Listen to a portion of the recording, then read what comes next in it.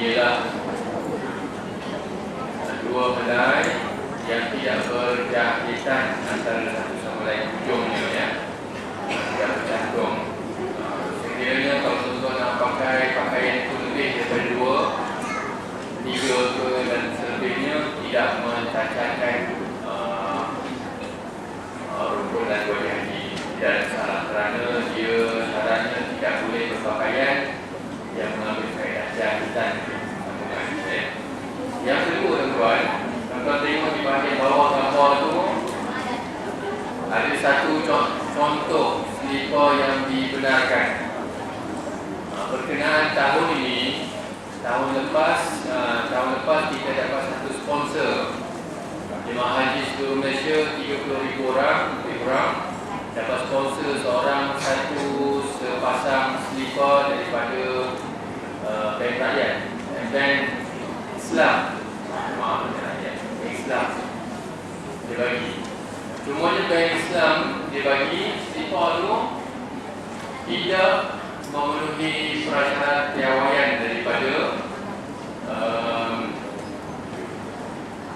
antara pakaian ihram, iaitu kalau tuan-tuan tengok yang bagi lelaki pakaian ihram ini, selipar itu kalau sekiranya nak pakai mesti menzahirkan, mesti nampak ke 5 jari jemari, tidak boleh tertutup walaupun sedikit. Jadi sesiapa yang pakai selipar yang tutup atas penuh, ada jari kelingking kaki itu tak nampak, maka dia kena gunting bagi nampak ke 5 jari. Jadi selipar ni jadi satu isu jugalah pada tahun lepas. Bahagian kumis kena melahirkan dan pada jari jemari 5 itu mesti nampak ke 5 nya. Ya. Jadi kerana hukum haji dia, kita nak fikir secara logik pun kadang-kadang tak sampai. Kalau tak fikir tidak. Kerana Rasulullah pernah tengok sahabat Nabi pakai selipar, kasut, khuf, kemudian Rasulullah gunting depan, gunting belakang. Jadi itulah yang sepatutnya berlaku lah, ya. Jadi tuan-tuan, ini contoh pakai bagi lelaki. Manakala pakaian ihram bagi wanita adalah seluruh tubuh badan menutupi aurat kecuali pergelangan tapak tangan dan atas dan bawah serta kawasan muka, ya, kawasan muka. Perhatian elakkan daripada bersolek ketika ihram. Kalau haji 7 hari 7 malam, ya. Elakkan fitnah dan riak. Untuk menunjuk pakaian emas dan sebagainya, tidaklah, ya. Yang kedua, pastikan aurat dijaga dalam keadaan ihram. Yang ketiga, pakai kain telekung yang bersesuaian dan tidak menampakkan mendedahkan aurat. Jadi jangan jarang kain telekung, pakaian kita cari yang tebal sedikit lah, ya, yang tidak nampak warna kulit. Keempat, stoking yang dipakai tidak terlalu nipis, beli yang tebal. Kadang-kadang tuan-tuan perempuan yang pakai stoking kaki adalah aurat, bukan masa ihram saja. Datang kuliah ni pun kena pakai stoking, keluar saja rumah kena pakai stoking. Sebab aurat bagi wanita ialah kawasan muka dan kecuali muka dan pergelangan tangan. Jadi suami kena tengok isteri tu. Kalau dia keluar rumah kena jaga dulu benda ni. Kalau tidak dia akan ditarik nanti di padang mahsyar. Kenapa tak tegur, kenapa tak buat. Dan dia dulu masuk ke lembah yang bahaya. Jadi kena tegur benda ni, ya. Tentang pemakaian stoking perlu dipakai. Walaupun leceh ke macam mana tu, sekarang ni dah sebenarnya dah ada stoking yang untuk wudu pun ada dah. Dia dah ada lubang dia dapat. Jadi kalau nak pergi semayang, tarik stoking tu ke atas. Jadi semayang pun itu dah lap-lap pakai balik.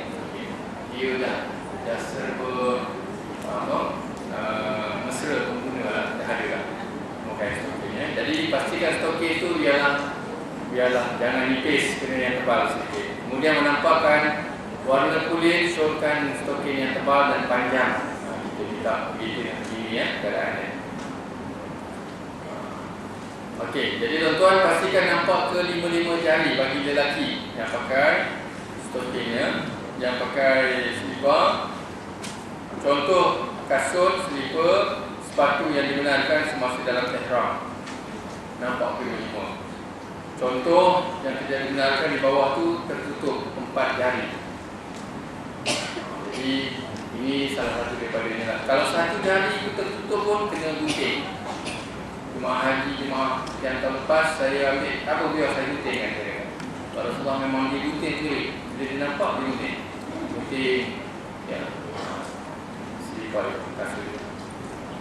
Okey, seterusnya tuan-tuan, sunat ihram. Sunat-sunat ihram, amalan sunat sebelum niat ihram. Tadi kita dah cerita rukun haji. Rukun haji ada 6 perkara. Pertamanya niat, yang keduanya wukuf, yang ketiganya tawaf haji, 4 sa'i haji, 5 bergunting, 3 berenang ialah tertib.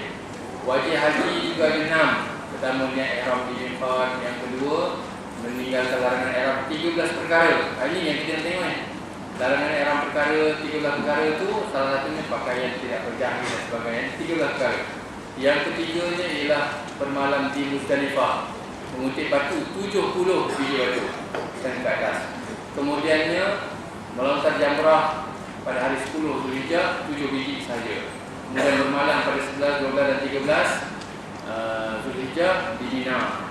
Kemudian melontar pada hari 11, 12 dan 13 untuk lontaran tersebut sebanyak 63 biji batu. Jumlah semua 70 ke atas.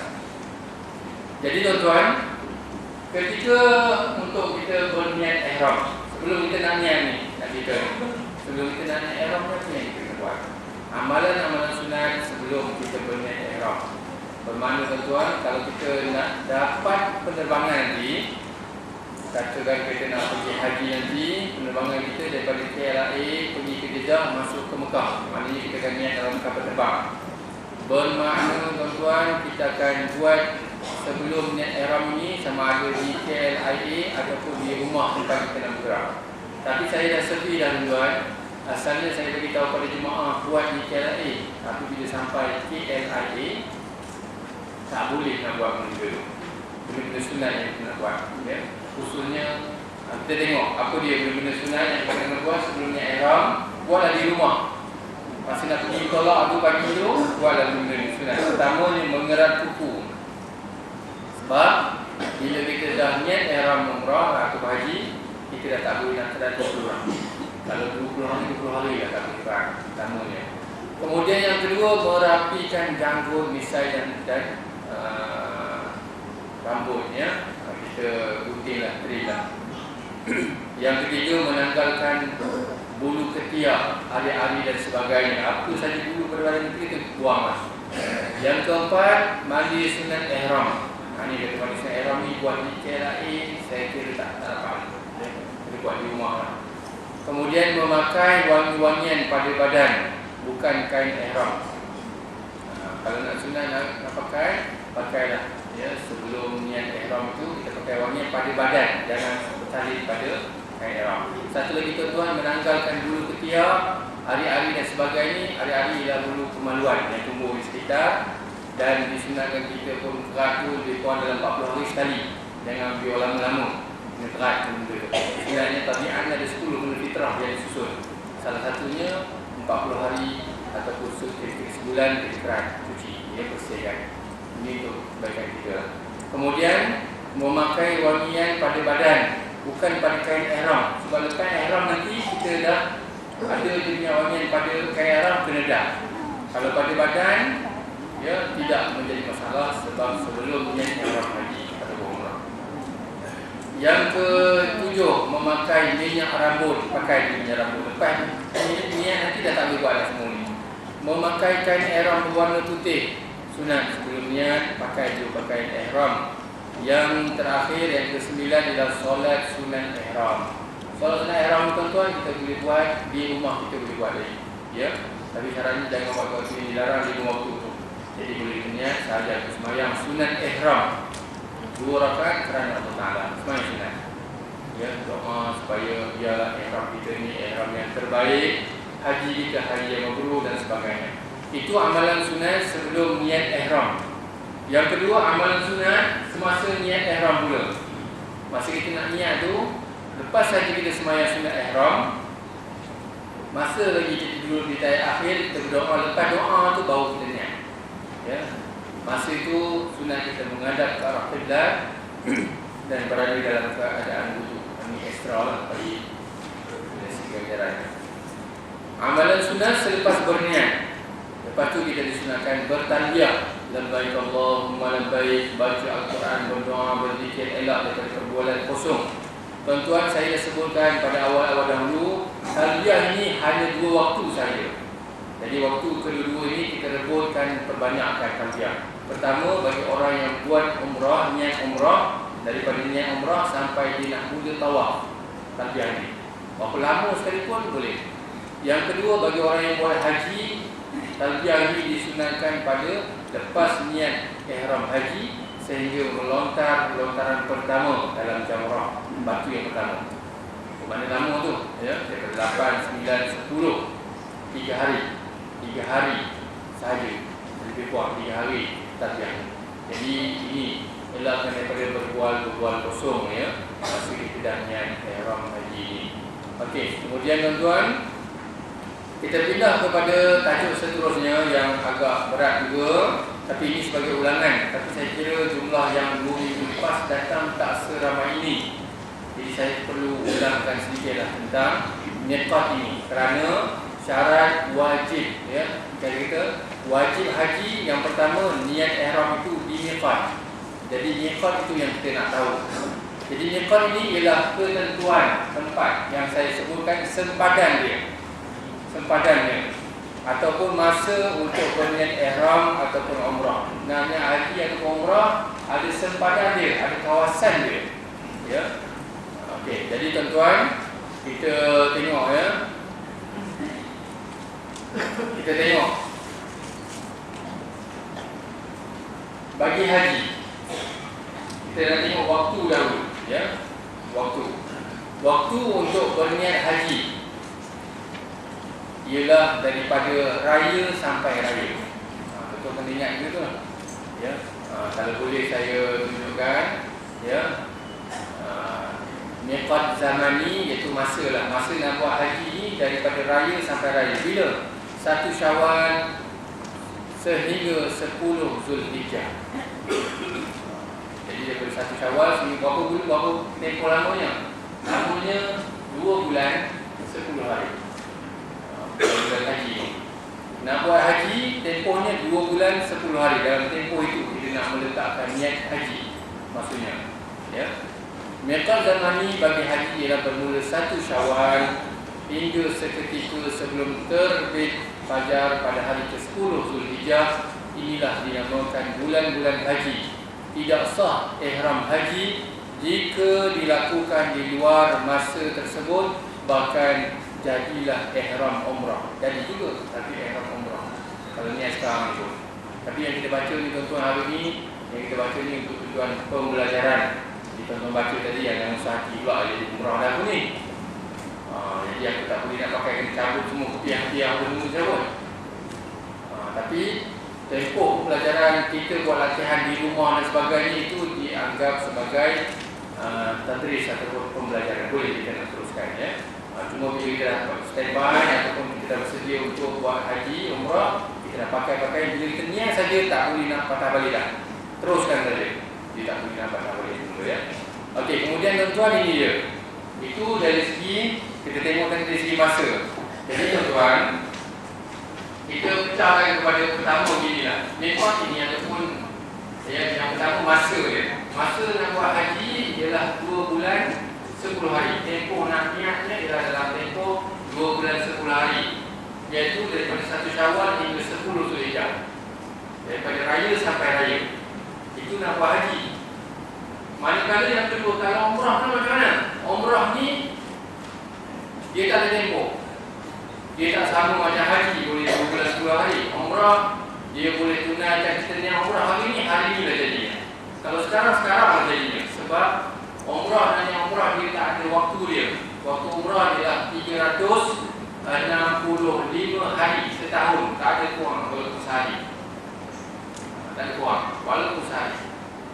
Walaupun kebetulan orang nak buat haji, dia nak buat umrah, Walaupun begitu, dia pergi Mekah, orang sewa semua pergi ke Arafah, pergi ke Mekah lah nak buat umrah.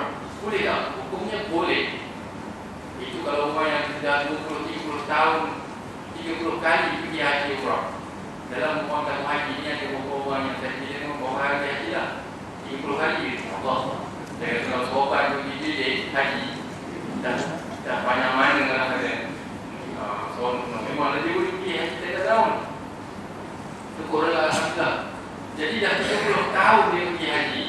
Kalau orang saya semua pergi haji lalu pergi ke Wukuf, Arafah, Mina, Muzdalifah, kosong ke ni? Kosong. Nak pergi tidur, pergi cium apa jalan Kaabah tu boleh kata.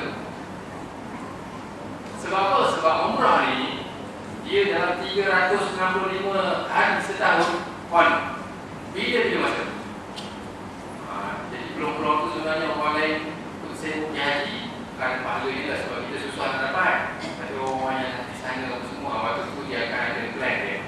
Tapi yang saya cerita plan tu nanti kalau saya nak buat umrah ni pula haji lah tak buat. Jadi tuan-tuan, masalah berarti ya. Jadi masa buat haji ni 2 bulan 10 hari.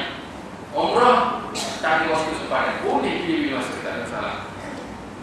Yang pertama dari segi masa. Yang kedua pula dari segi tempat. Di mana sempadan dia?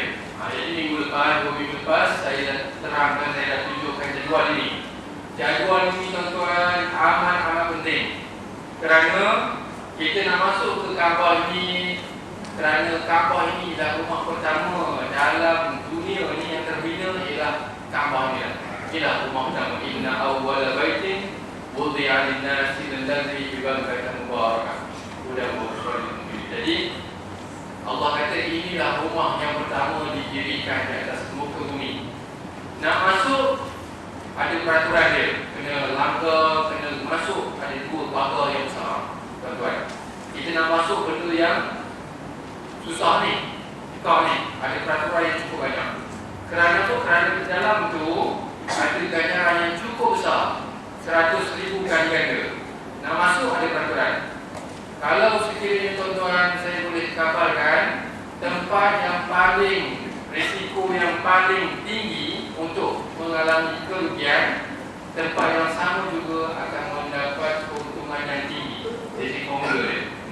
Contohnya kalau pergi bursa saham, kita main paparan utama bursa saham, kita pergi yang kaunter yang ruginya tinggi, untungnya pun tinggi juga. Jadi bila nak masuk ke Mekah ni, untungnya 100,000 kali ganda. Nak rugi pun senang dia. Dia keluar masjid, dia bawa balik. Sipar orang lain, kasih orang lain. 100,000 juga mencuri. Masuk buat sembahyang pun 100,000. Dia kata masuk debit kredit sama banyak dia.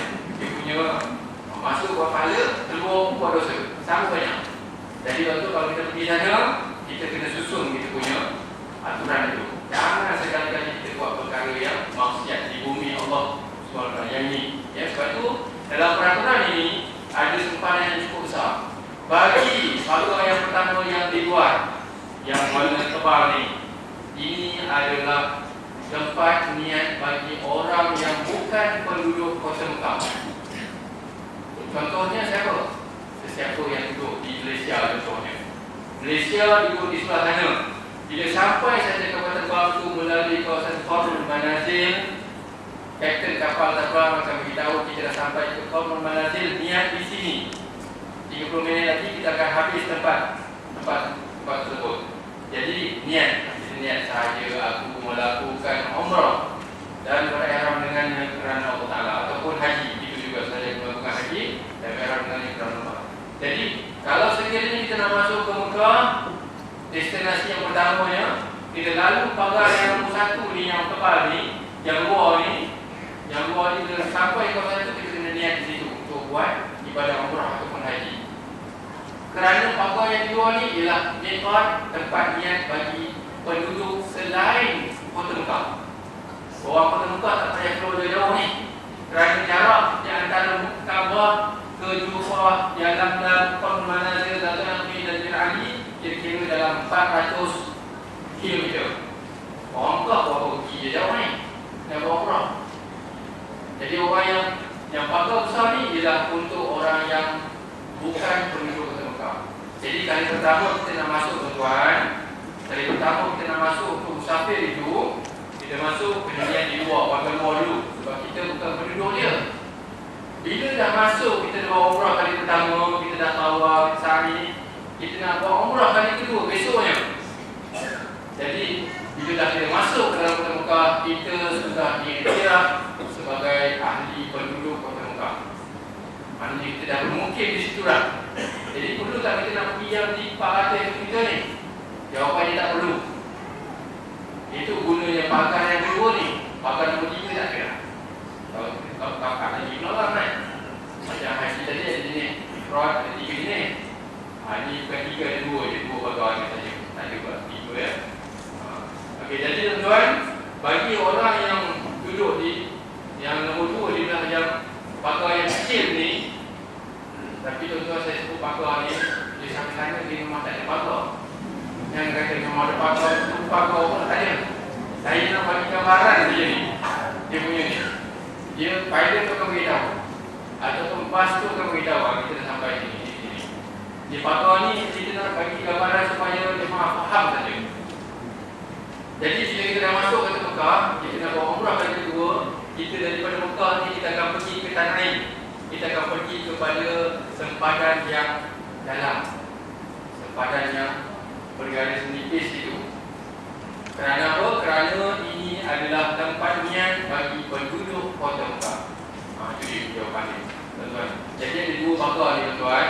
Ini tempat niat yang besar ni ialah untuk selain penduduk Kota Mekah, yang belah dalam tu ialah penduduk Kota Mekah niat itu. Jadi itu dia punya sempadan dia.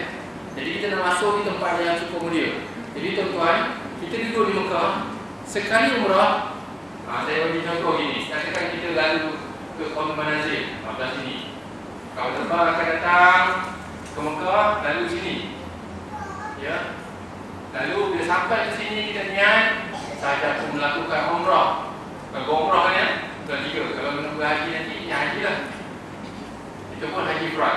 Kalau haji tamattu', walaupun dalam berhaji, kena niat umrah dulu juga. Ya.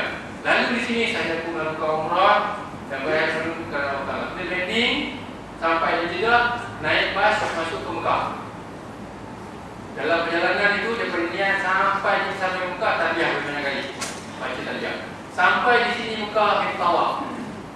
Tawaf umrah. Kemudian kita sa'i umrah. Kemudian kita bergunting. Cukup 3 jam, lebih kurang habis selesai.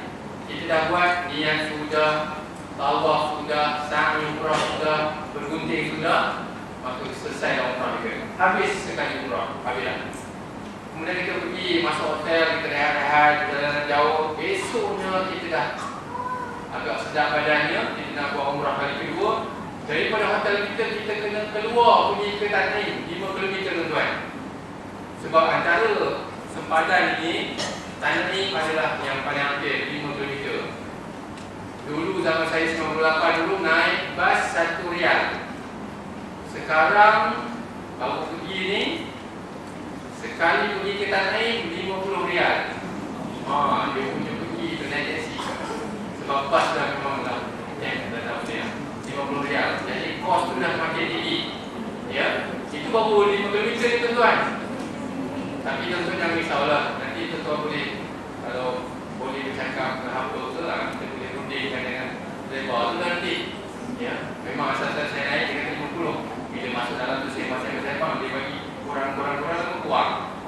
Nah, akhirnya ya. Ya. From Syariah. Kemudian terus, jadi tuan, jalan ni 22 km, 16 dan Syumashi 29 km. Jadi tuan, sekali habis umrah daripada pakar luar kita selesai satu. Kemudian kita mau umrah kali kedua daripada hotel pergi ke Tanah Ain, naik taksi, kemudian balik dengan taksi.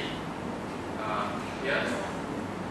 Kemudian buat umrah kali kedua, tawaf, sa'i, Safa Marwah, kemudian bergunting. Selesai dah 2. Besok nak niat lagi. Besok kita nak buat kali ketiga pula. Kita kena keluar juga lagi. Maknanya tuan-tuan, nak buat umrah, sekali umrah kita kena keluar masuk. Tak boleh tidur di hotel dan niat di hotel. Tak. Ke mana begitu? Kita kena keluar sekali niat di luar. masuk dalam balik, buat umrah tawaf semua. Lepas tu habis penting, kita shopping ke apa, kita buatlah seperti kita. Makan, minum, makan. Besok kita nak pergi lagi buat umrah. Boleh tak kita naik di hotel? Tak boleh. Kita kena keluar balik. Pergi, naik bas, naik taksi, masuk balik. Maknanya perlakuan ibadah umrah dan haji ini memerlukan tenaga yang cukup banyak, tuan. Itu kita kena keluar masuk. Niat di situ, ya, tidak dibenarkan sebab wajib umrah dan haji itu kena keluar ke tanah halal. Kena keluar ke kesempatan luar. Niat itu mesti keluar ni. Lagu terbang, mesti keluar. Tak boleh niat lah. Begitu juga dengan nak buat umrah. Okey, boleh tuan-tuan ya? Kalau saya tengok tak kena orang tu, susah tu. Boleh ya? Tak apa, tuan-tuan datang nanti. Kalau kali pertama dengar mungkin kacau ni. Tapi kalau 2-3 kali apa semua, insyaAllah. Tak apa, biar saya tinggikan suara lagi. Saya cerita lah, mampu saya cerita. Okey. Jadi tuan-tuan kalau tengok tayangan ni, aku kita sahabat juga nanti. Ya, jadi sebenarnya benda yang kita cerita tadi sama je. Jadi tuan-tuan kalau tengok di sini, kalau kita nak niat haji, dari segi masanya, haji ni daripada raya sampai raya. Manakala umrah pula sepanjang tahun.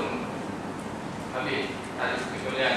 Kemudian bagi tempat pula, bagi luar penduduk Mekah, tempat yang paling besar tadi. Ya, Qurul Manazil, Bir Ali, Al-Aqlam, Jufa, dan lain. Manakala bagi jemaah haji pula, kalau nak buat haji, dia nak buat haji, niatnya yang depan. Kalau nak buat umrah, tempatnya pakai yang dalam tadi, yang mungkin tadi. Itu je dia punya kesimpulan dia. Ya, boleh tuan. Jadi kalau pergi sana tuan-tuan, kalau boleh kita perbanyakkan umrah. Sebab sekali umrah kita buat 3 jam, tenaga kita banyak habis. Ya. Jadi seperti Rasulullah kata, al-umratu ila al-umrati kafaratun lima bainahuma. Antara satu umrah dengan umrah yang kedua, antara 2 umrah tu, kalau ada dosa di antara tu, Tuhan akan ampunkan dosa di antara 2 umrah. Sebab umrah 1 dan umrah 2 nak buat tu, dia memang perlu tenaga, kena keluar duit, pergi pula di muka, mana mungkin nak buat umrah di Taiwan ni pula. Tak ada. Kita lakon mana-mana pun tak akan jadi. Tapi kena pergi sana juga. Dia 2,000 kita keluar kan.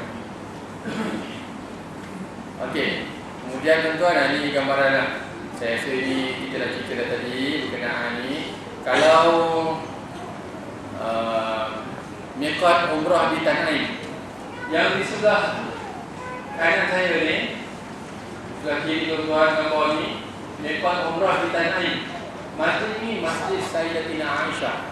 Inilah 5 km tadi, cara yang paling hampir dengan Mekah. Jadi setiap kali kita nak buat umrah, kali kedua, kali ketiga, kali keempat, apa semua, sampai habis, kita akan niat di sini. Pergi sini. Sebab apa tuan-tuan? Saya akan tunjukkan di sini tuan-tuan. Tuan-tuan nampak tadi, di belakang tu nampak tadi, ada batu warna kuning ni. Ini masjid di belakang sana. Tapi di hadapan masjid ini, ada satu batu. Di sini dituliskan Nihayah Al-Haram. Dia punya sempadan tanah haram duduk di luar masjid. Sebab itu kita kena masuk dalam masjid ni, kena niat di dalam tu. Sebab bagi orang yang buat umrah dan haji, kena niat di luar tanah haram. Sini tanah haram ni. Juru gambar ni, tanda gambar ni daripada tanah haram. Orang nak pergi buat umrah, nak kena pergi tanah halal dulu. Naik bas, masuk dalam ni. Semayang sunat ihram apa semua, niat ihram dalam ni. Sahaja aku melakukan umrah dan ihram dengan dalam ni. Kalau siapa niat di sini, ada ni. Dia kena tanah halal. Masuk dalam ni, niat itu baru keluar. Labbaik Allahumma labbaik, labbaik la syarika lak, labbaik. Cari taksi yang kita naik tadi. Satu itu tuan-tuan. Kalau siapa nak pergi umrah bulan 2, bulan 3 ni, kalau siapa nak pergi keluar dan nak masuk nak pergi ke tanah ini semua, tuan-tuan jangan bayar dulu. Biasa gitu kan. Kita pergi tanya tahan taksi itu, kita kena sebut begini. Kita ni dulu di tanah haram. Lepas tu kita nak pergi ikut Tanah kan, Tanah.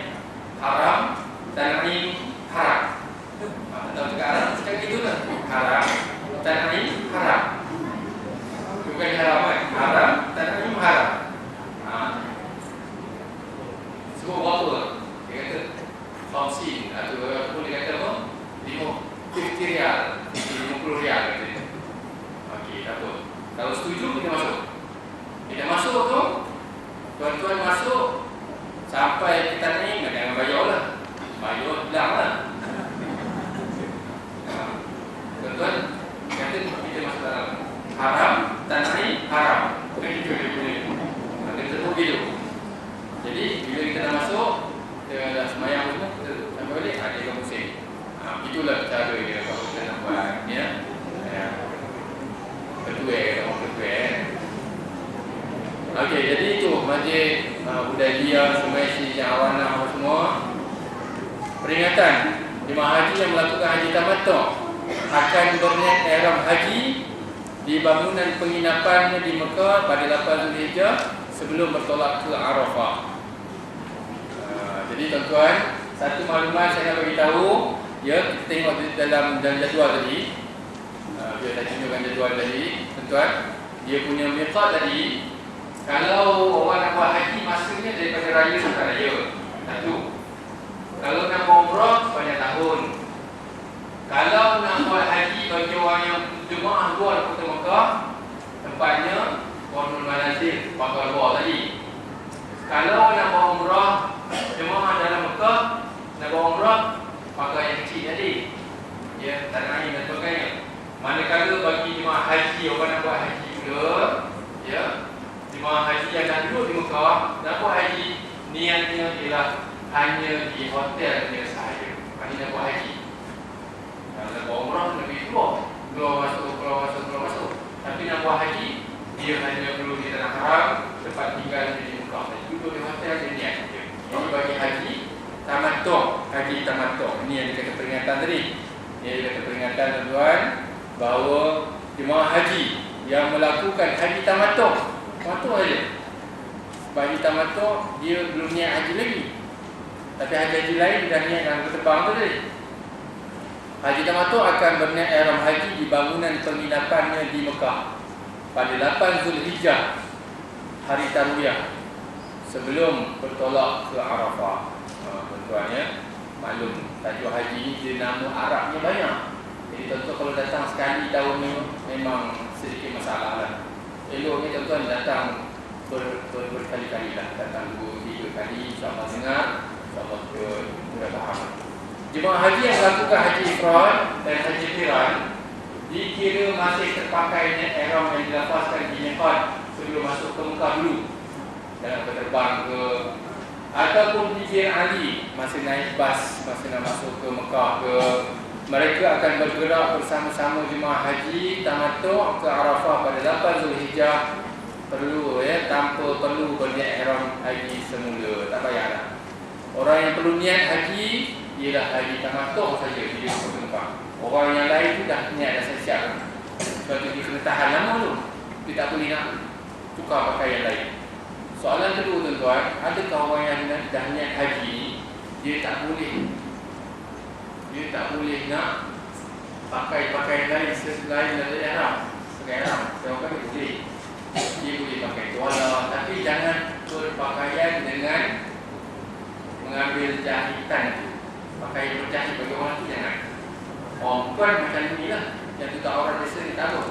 Bagi orang lelaki kalau nak mandi, kita kata 7 hari 7 malam buat haji. Kalau macam kita tak boleh mandi, itu ustaz boleh. Nak mandi boleh, nak makan boleh, nak semayang boleh, nak tukar pakaian boleh. Tapi pakaiannya ialah yang tidak ada jahitan. Macam saya kata tadi, dia balik rumah, dia ambil dekat dia guntingnya, pakai. Bawa 3-4 pasang, pakai letak lah. Boleh, tak ada masalah. Yang tak boleh ialah dia berpakaian biasa ni, pakaian yang orang hidup. Jadi bila kita pergi Mekah ni buat haji, macam kita nak masuk kubur, tak ada pakaian dah. Jadi itulah ibarat masalah ya. Kemudian tuan-tuan, wukuf di Arafah. Okey, ini tajuk terakhir lah untuk hari ini. Ini tajuk hari ini pun berat juga tuan-tuan. Ya.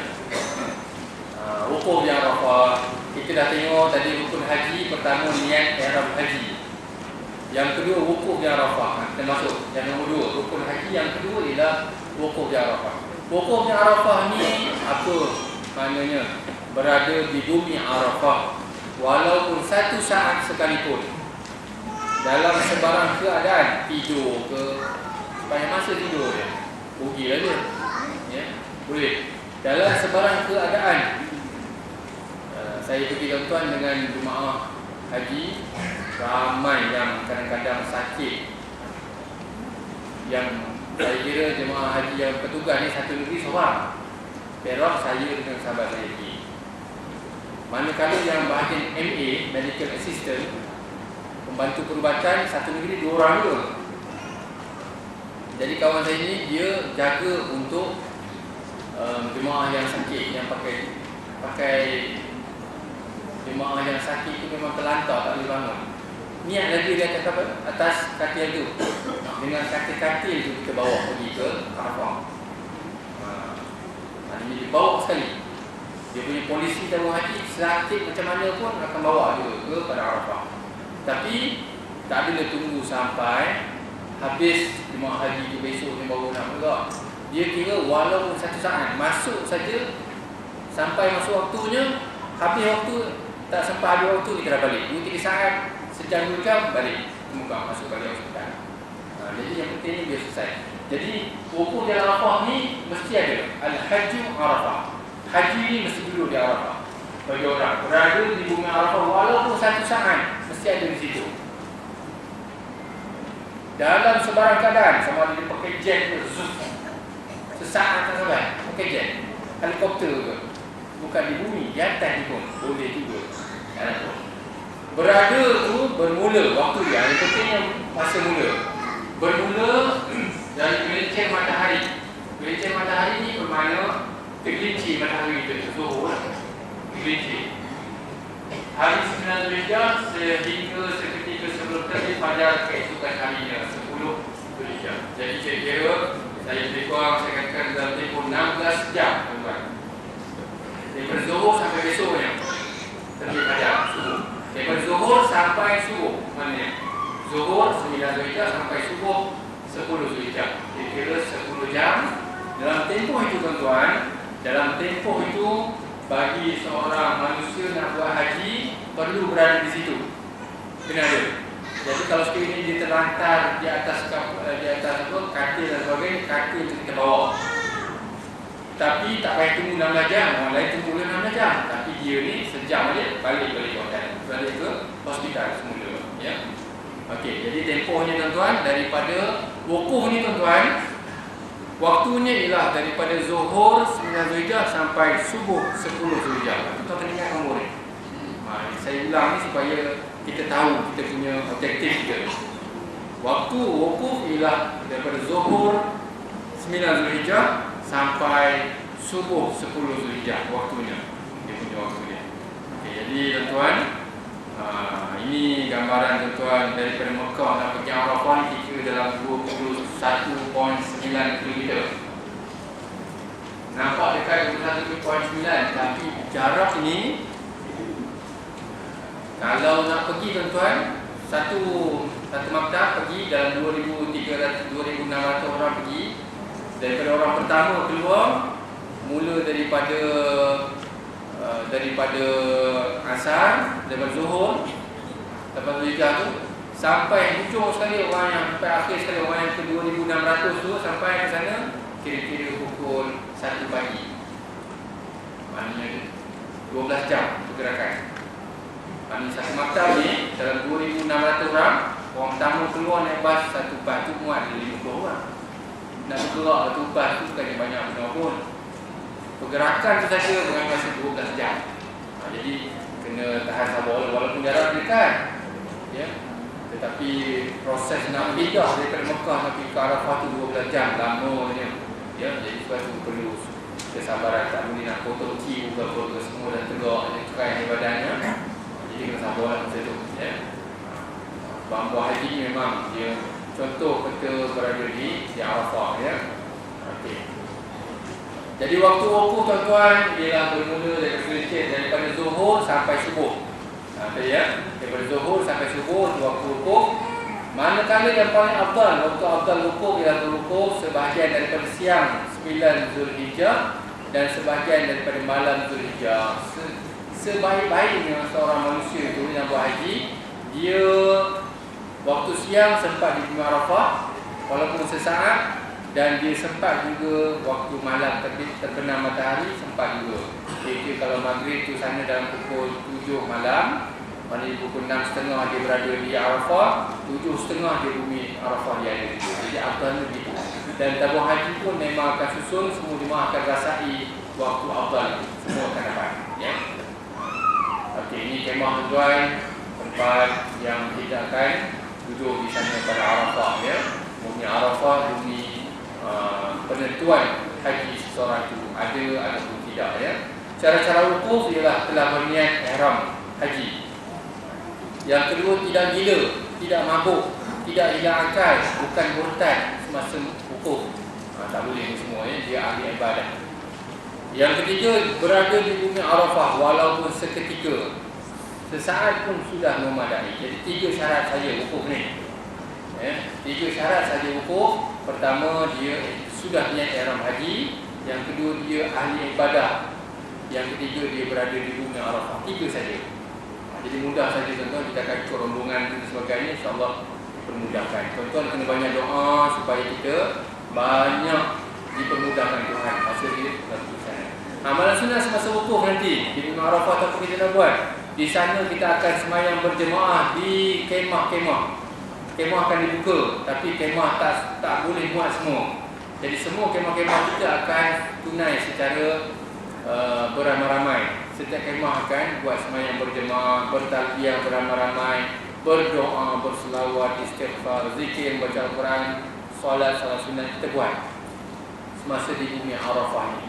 Jadi tuan-tuan kena jaga-jaga, ya.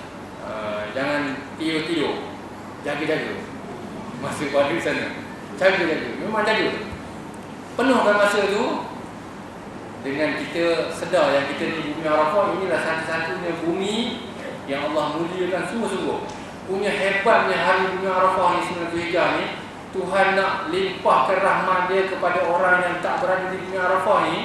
Fokusnya pada bumi Arafah, tapi Allah nak limpahkan dia.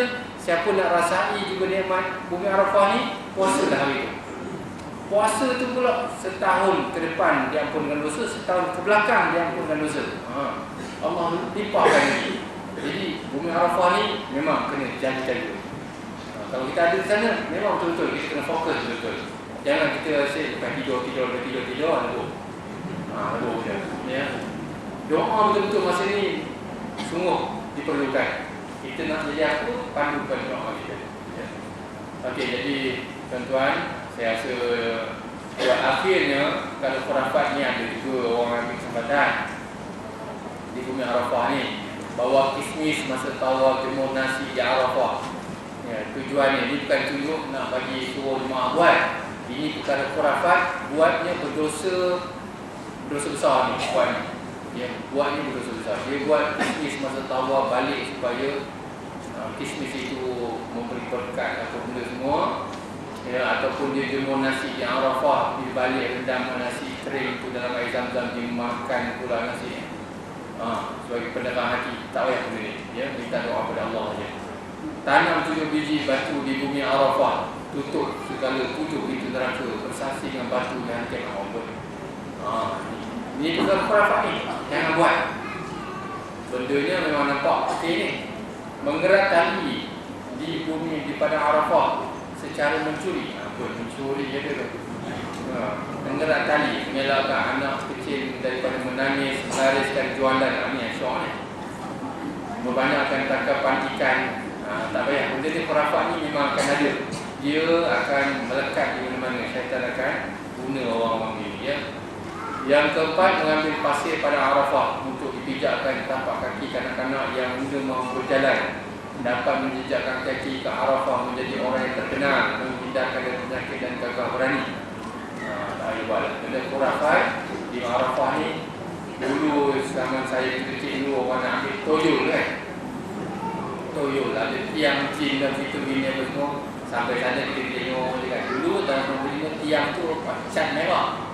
Orang Malaysia pun pergilah nak ambil ke apa semua, pusing ke apa kan semua.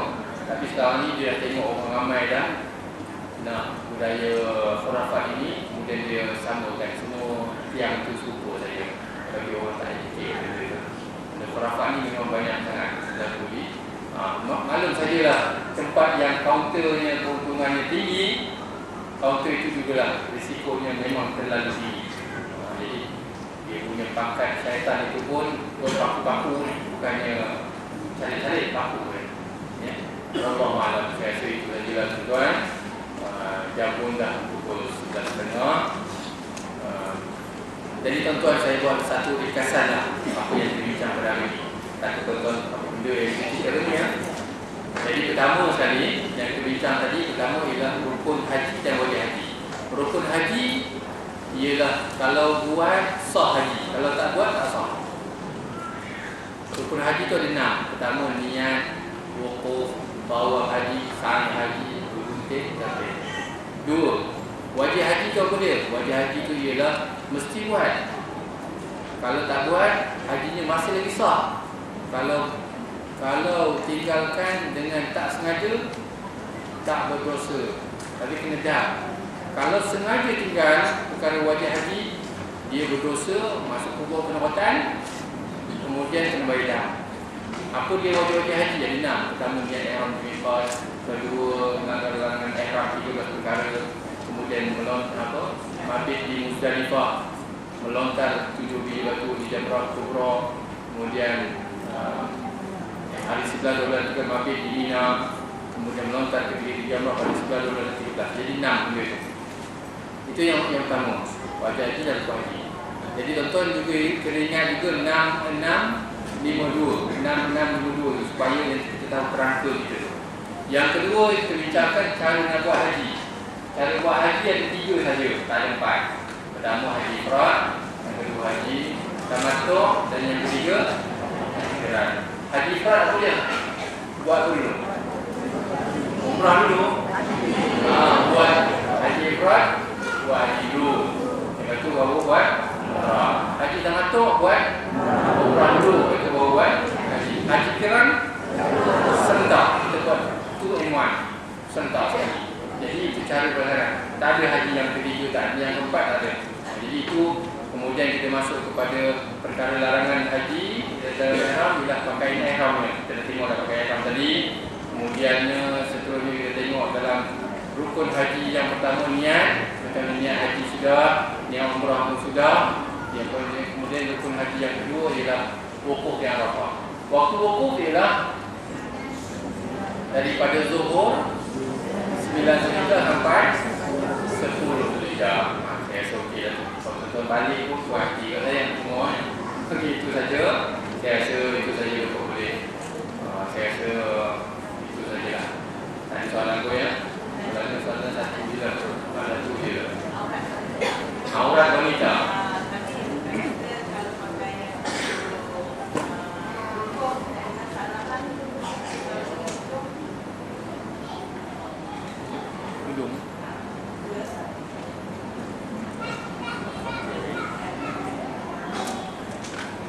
Okey, berkenaan dengan aurat ya. Aurat bagi wanita ialah kawasan muka dan kawasan pergelangan tangan. Bermakna kaki satunya, poin yang satu, kaki memang dijaga tuan-tuan. Tuan-tuan keluar dari rumah, puan-puan orang lelaki tak apa.